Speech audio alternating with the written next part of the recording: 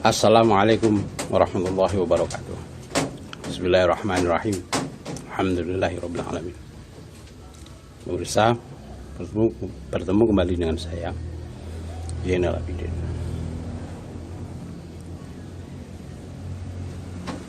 Saya akan bahas SP Al-Mahdi ya. Apakah benar seperti yang dikatakan sebagian narasi di channel YouTube yang mengatakan bahwa SP merupakan Surya Atmaja atau anak dari sang Batara Surya semacam itu. Saya mengatakan bahwa benar adanya jika Al-Mahdi atau SP ini merupakan anak dari sang Batara Surya semacam itu ya. Saya melihatnya seperti itu ya. Walaupun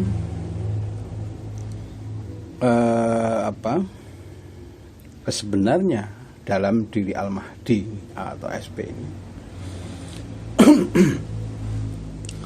sebenarnya lah dia merupakan sumber dari semuanya sumber yang ada di jagat raya ini semacam sebenarnya seperti itu ya.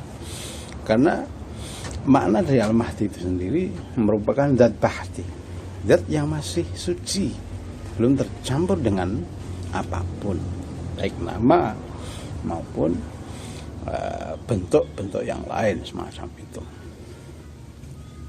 Tetapi kelahirannya bisa saja ini saya narasikan bahwa mungkin Al-Mahdi ini merupakan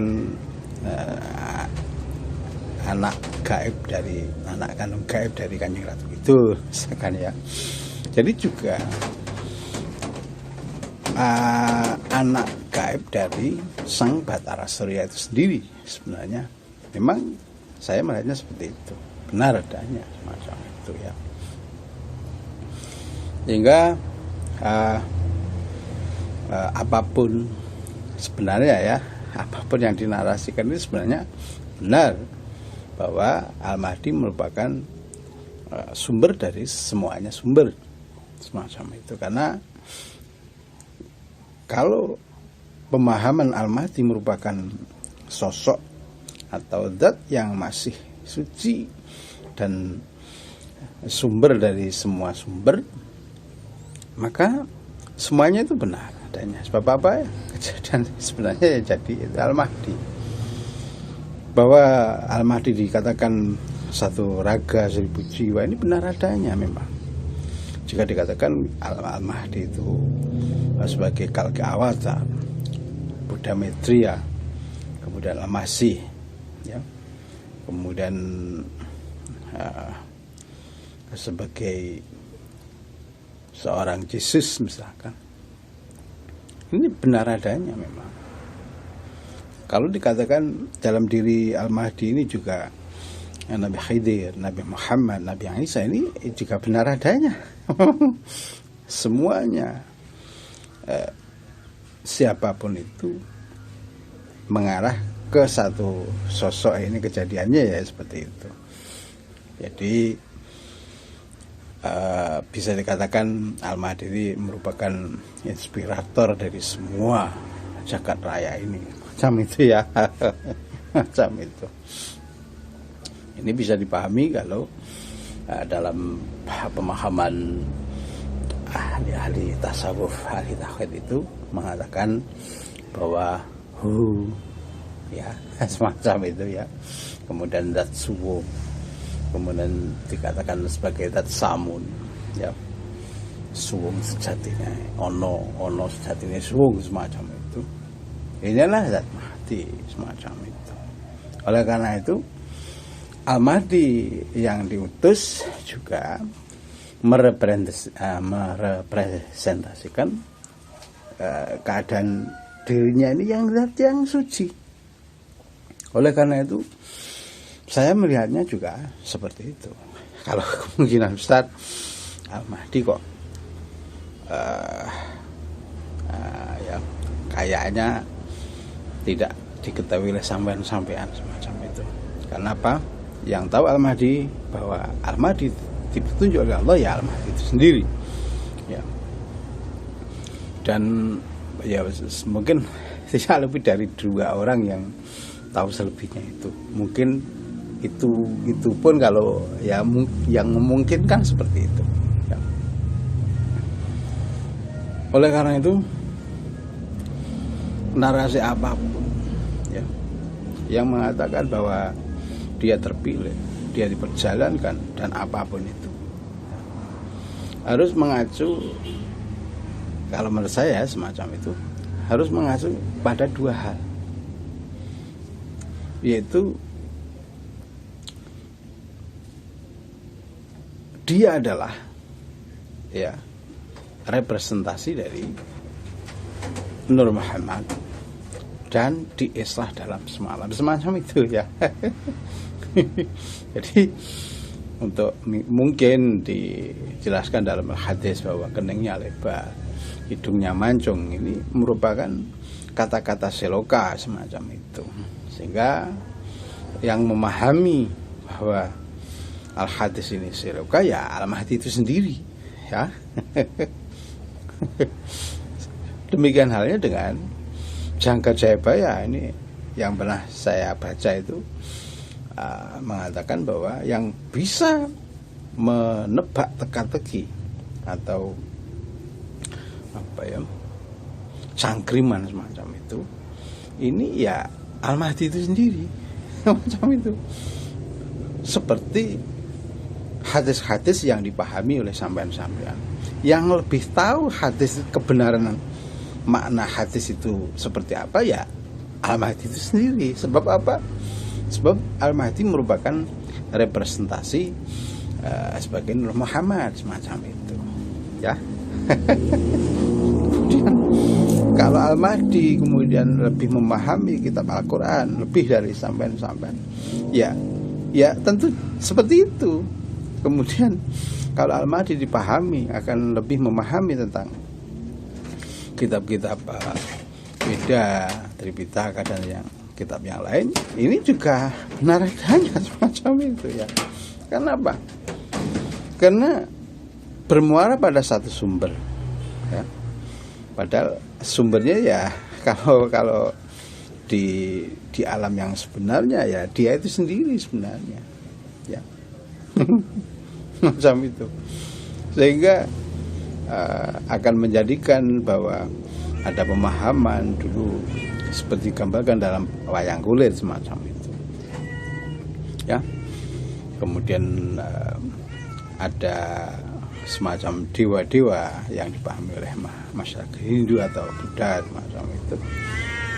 Ini memang dia lebih tahu dari sampean-sampean. Saya sangat meyakini hal itu ya. Kemudian dia akan dituntun oleh Allah dengan ilmu laduniah semacam itu. Itu benar adanya ya. Kemudian kalau lalu dia ada tabut perjanjian dan kuncinya ini benar adanya. Memang harus memang yang saya tahu seperti itu ya. Dia memegang tabut dan kuncinya semacam itu. Sebab apa? Al-Mahdi merupakan implementasi keadilan dan kemakmuran di atas muka bumi ini. Jadi memang harus disertai semacam itu, ilmu laduniahnya, kemudian tugas membuka tabut dan kuncinya semacam itu, sehingga akan terjadinya dunia yang adil dan makmur semacam itu ya. Cuma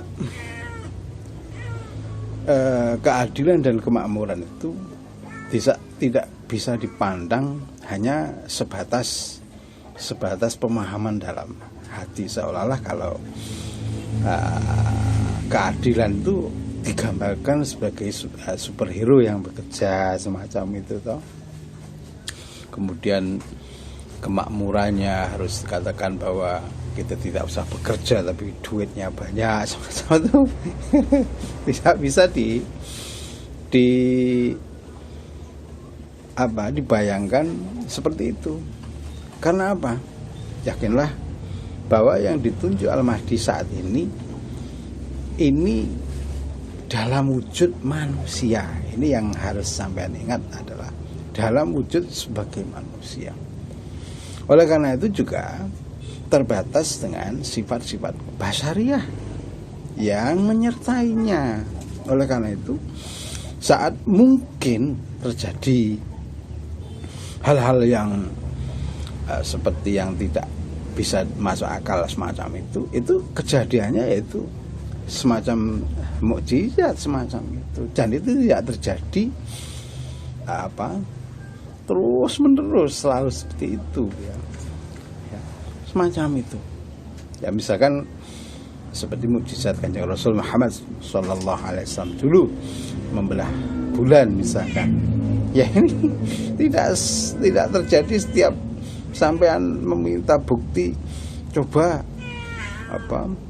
pecah bulan kembali, ya tidak terjadi seperti itu ya. Oleh karena itu demikian halnya saat ini Al-Mahdi pun juga ya ini juga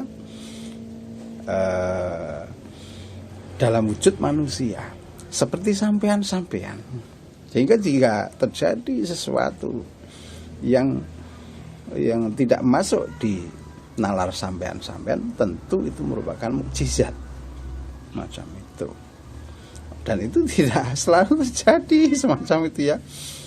Maka jangan bayangkan jika Al-Mahdi nanti muncul bak superhero, bak malaikat semacam itu ya. karena ya inilah wujud Al-Mahdi saat ini yang berwujud manusia. Jadi dia terkena hukum-hukum basyariah semacam itu, sehingga jika tidak makan juga lapar, jika disakiti juga merasakan sakitnya semacam itu, juga ada marah, juga ada kesal semacam itu, dan juga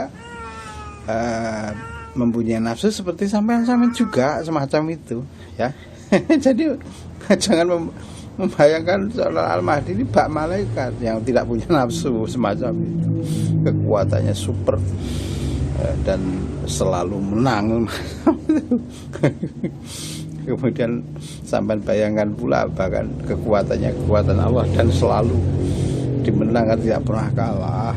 Itu benar adanya, memang tidak pernah kalah. Cuma ada proses maksud saya seperti itu ya. Jadi proses sifat basyariah semacam itu. Jadi ini bukan tontonan film ya. Jadi dua jam, dalam durasi 2 jam sudah selesai, sehingga keadilan ditegakkan dalam 2 jam misalkan. Kemudian makmuran dibuktikan dalam 2 jam semacam itu. Ini bukan pertunjukan film, tapi ini benar-benar real ya. Oleh karena itu akan melalui beberapa proses tentunya, tidak ujuk-ujuk ya, macam itu. Karena jika sampean mengimplementasikan bahwa Al-Mahdi sosok yang super bak malaikat yang selalu selalu dengan cepat memenuhi keinginan sampean sudah salah besar tentunya ya, sebab sampean mengabaikan sifat-sifat basyariah yang ada dalam diri Al-Mahdi. Demikian, assalamualaikum warahmatullahi wabarakatuh.